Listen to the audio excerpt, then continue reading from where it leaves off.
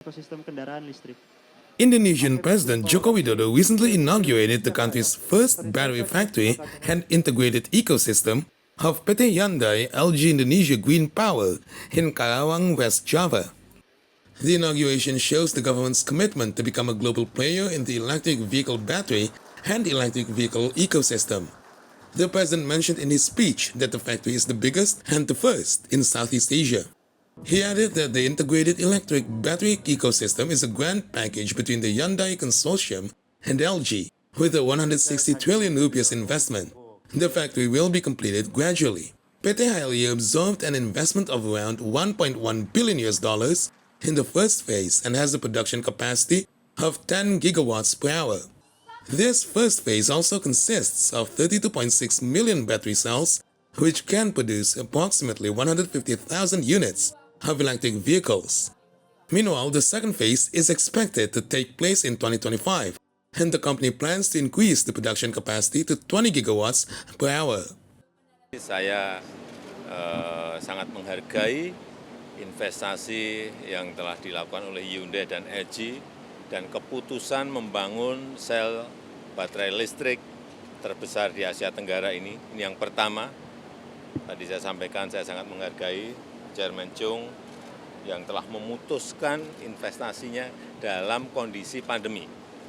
Sehingga sekarang selesai, sudah berproduksi, yang kita harapkan nanti akan kapasitasnya setiap tahun akan bertambah. Dan itu selanjutnya kita bisa menjadi masuk di supply chain global yang goalnya ke sana.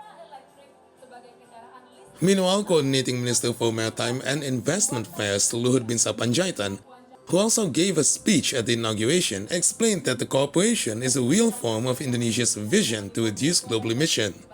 He said that the cooperation is also in line with Indonesia's commitment to support sustainable development and create more job opportunities. Indonesia will also save more energy and reduce fuel subsidy by increasing the production of electric vehicles. Indonesia memiliki target 600.000 kapasitas produksi BEV di tahun 2030, sehingga produksi Kona Elektrik 50 akan 50.000 unit per tahun ini akan menambah kapasitas produksi Indonesia secara signifikan.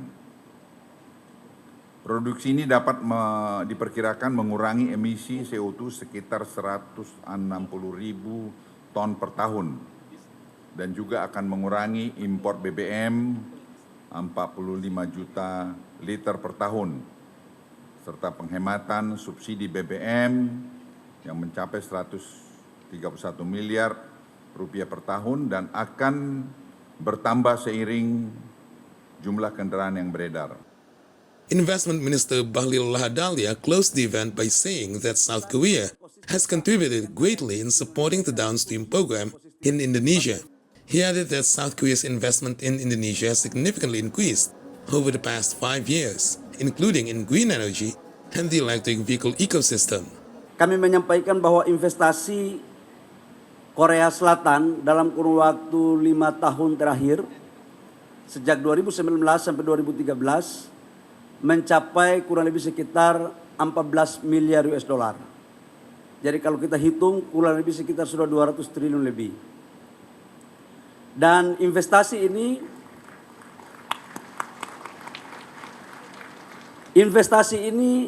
lebih banyak mengarah kepada sektor hilirisasi. Sesuai arahan Bapak Presiden Jokowi kepada kami agar investasi harus inklusif. Tidak hanya dikuasai oleh satu negara tertentu, tapi harus mendatangkan banyak negara. Having electric vehicle cell battery and electric vehicle ecosystem is no longer a dream for Indonesia. It is now a vision that is coming true, which will be a big player in the global supply chain. Haif Subakti and Dian Merdekawati reporting for C Today.